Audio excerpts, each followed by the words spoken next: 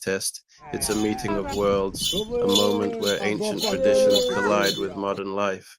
From the very first sip, the Hadzabe people display genuine curiosity, surprise, and laughter, giving us a glimpse into their unfiltered, authentic reactions to something completely foreign in their everyday lives. Every expression tells a story. From cautious tasting to moments of sheer delight, their faces reflect the pure, universal human experience of trying something new. Watch as their initial confusion slowly turns into joy, laughter, and even playful experimentation. This video captures a rare blend of humor, cultural insight, and human connection, showing how even a simple protein shake can become a bridge between worlds. The Hadzabe tribe is one of the last remaining hunter-gatherer communities living in harmony with nature and preserving ways of life that have existed for thousands of years. Seeing them interact with a modern manufactured drink provides a unique perspective on culture, curiosity, and adaptation. Their reactions are not only funny, they are enlightening, showing us how tradition and novelty can meet in the most heartwarming and genuine ways. Whether you're passionate about wildlife, fascinated by tribal culture, or simply love funny, unexpected reactions, this video has something for everyone. Laugh, smile, and be inspired by the way this incredible community engages with the modern world while staying rooted in their ancestral traditions. Every sip, every reaction, and every laugh is a reminder of the universal joy of discovery. This is more than entertainment. It's a celebration of human curiosity, culture, and connection. Don't miss a single moment of this unforgettable experience. Share it with friends and family, comment on your favorite reactions, and let yourself be amazed by the humor, warmth, and authenticity of the Hadzabe tribe.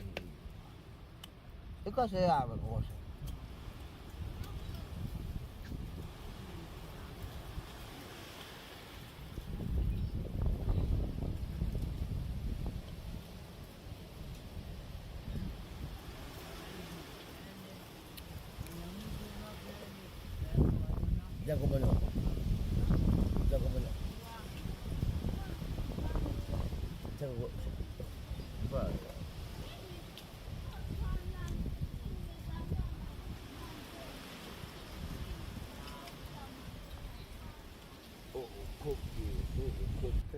The Hadzabe, or Hadza, people of Tanzania speak a unique and ancient language that includes clicking consonants, making it one of the most distinct and rare forms of spoken communication in the world. These clicking sounds are not just stylistic, they are actual phonemes, meaning they function like regular letters or syllables in their language.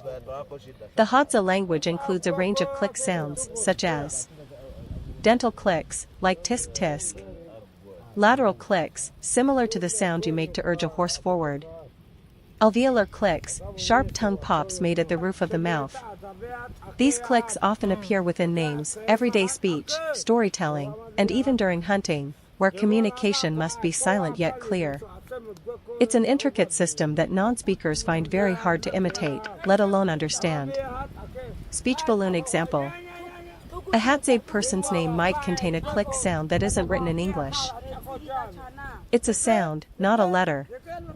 For example, Zany or Oma, note, the symbols like or represent different types of clicks. Globe showing Europe-Africa linguistic significance. The Hadza language is considered a linguistic isolate, meaning it's not closely related to any other known language family. It is spoken by fewer than 1,500 people, making it endangered but incredibly important in the study of human language origins. The use of clicks places the Hadza language among a very small group in Africa, including Khoisan languages found mostly in southern Africa. Brain cultural insight. To the Hadza, these names and sounds are not just labels, they carry identity, ancestral meaning, and sometimes environmental or spiritual connections. Learning to pronounce them properly is a sign of deep respect for their culture. White heavy checkmark summary. Hadzabe names with clicking sounds are a powerful reminder of human diversity. They reflect thousands of years of oral tradition, survival, and a way of living that remains deeply connected to nature and identity. Clicking sounds in Hadzabe names, a rare language tradition.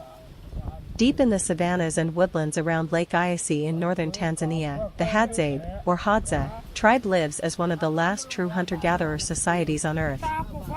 Their way of life has remained largely unchanged for thousands of years, and at the heart of their culture is a unique and ancient language, marked by something extraordinary: clicking sounds.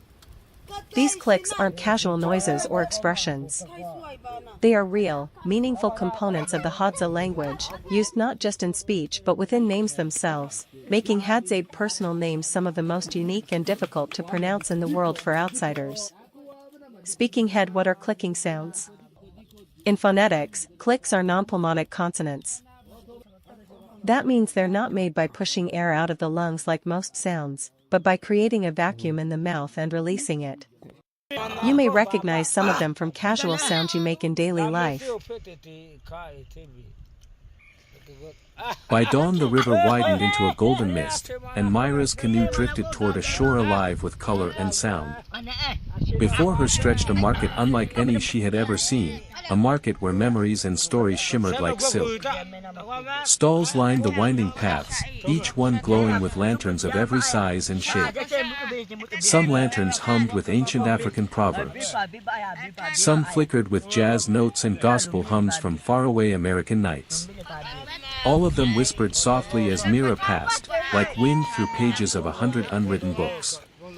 An old storyteller in a kitenge robe called out, "Child, trade me a dream and I'll weave you a tale that can calm storms."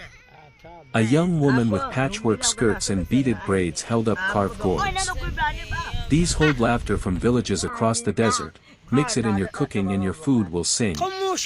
A man with a banjo and a basket of sweet cornbread offered, "Share a memory, little one, and I'll play you a tune that brings the moon closer." By dawn the river widened. Mira wandered deeper, the land's canoe drifted toward a shore alive with color and sound.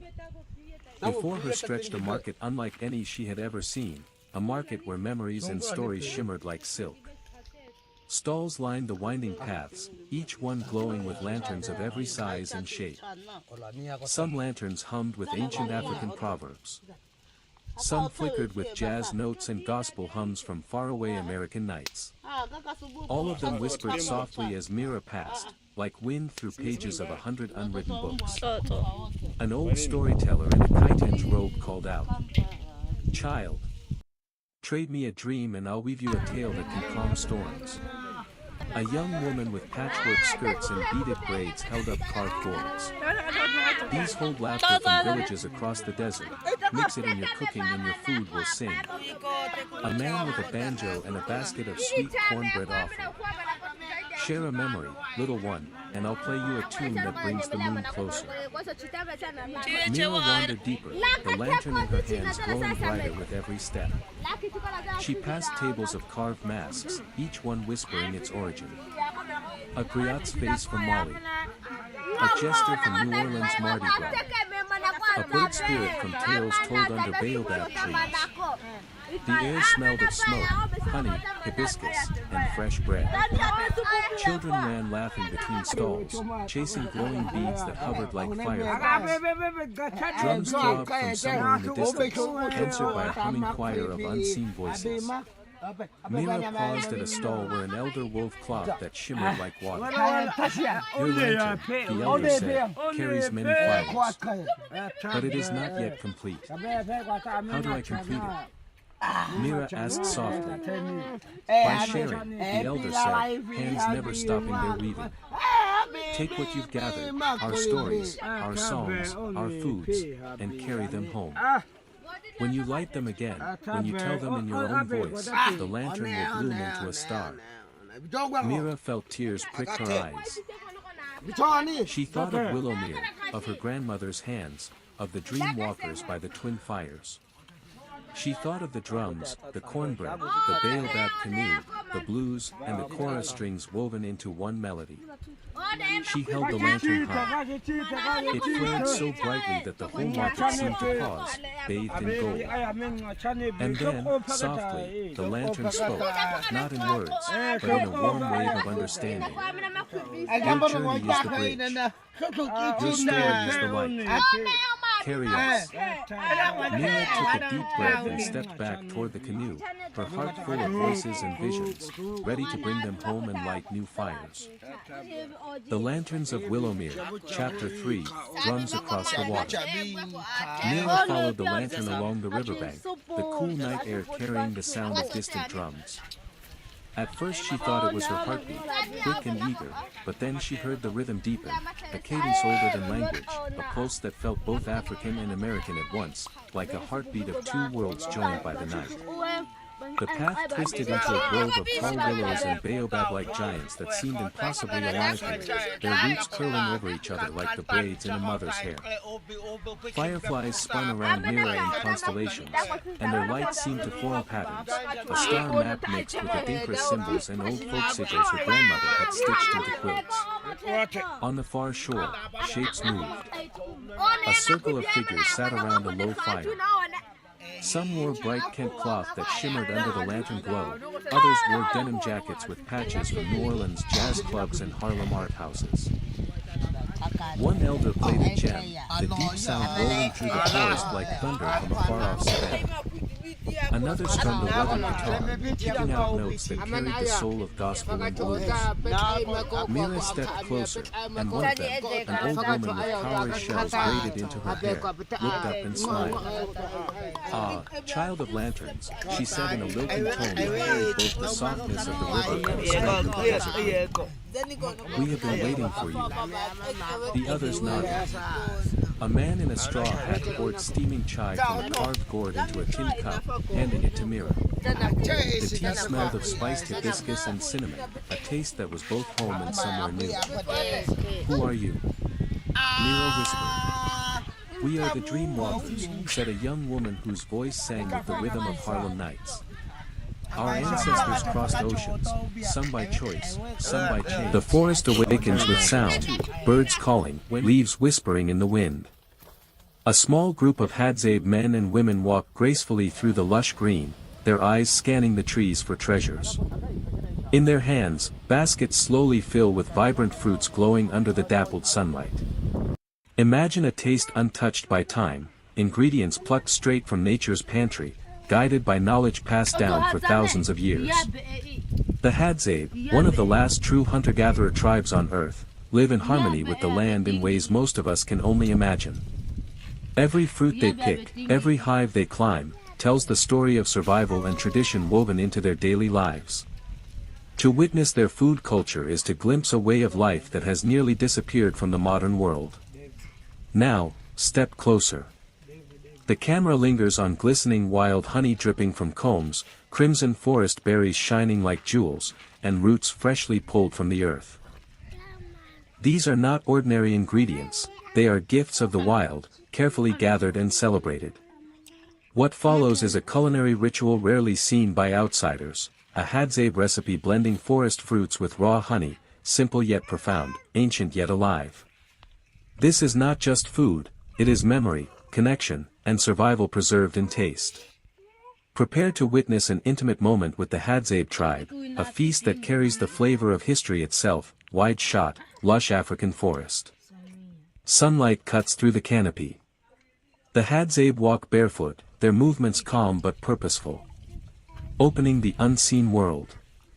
Imagine a taste untouched by time. Ingredients plucked straight from nature's pantry. Contextualization.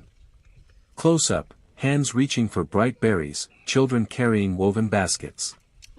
The Hadzabe are one of the last true hunter-gatherer tribes on Earth. Their way of life, nearly unchanged for thousands of years, offers us a rare glimpse into humanity's ancient bond with nature. Building anticipation. Camera pans across a beehive in the crook of a tree. Honey drips like liquid gold.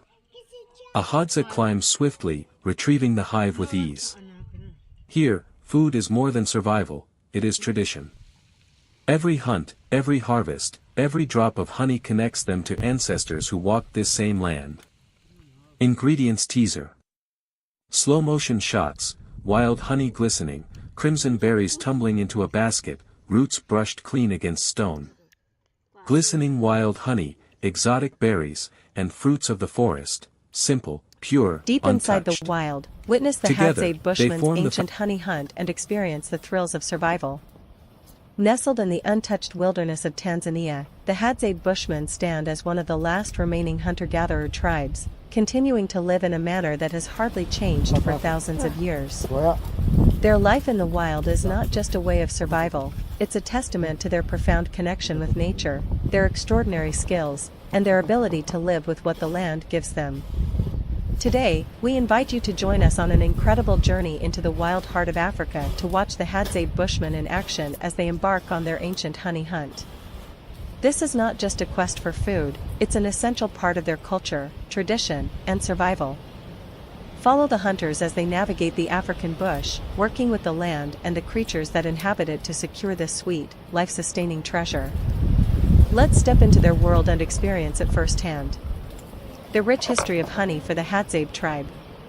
Honey is more than just a food to the Hadzabe, it is a symbol of survival, an essential resource in a world where food sources are unpredictable and the challenges of hunting and gathering are constant. Their relationship with honey is as ancient as the land they inhabit, and the skills required to harvest it have been passed down through generations of wisdom. Here's why honey is so deeply treasured in the Hadzabe lifestyle. A natural energy source, honey is rich in sugars and provides instant energy, making it a crucial food source for the tribe.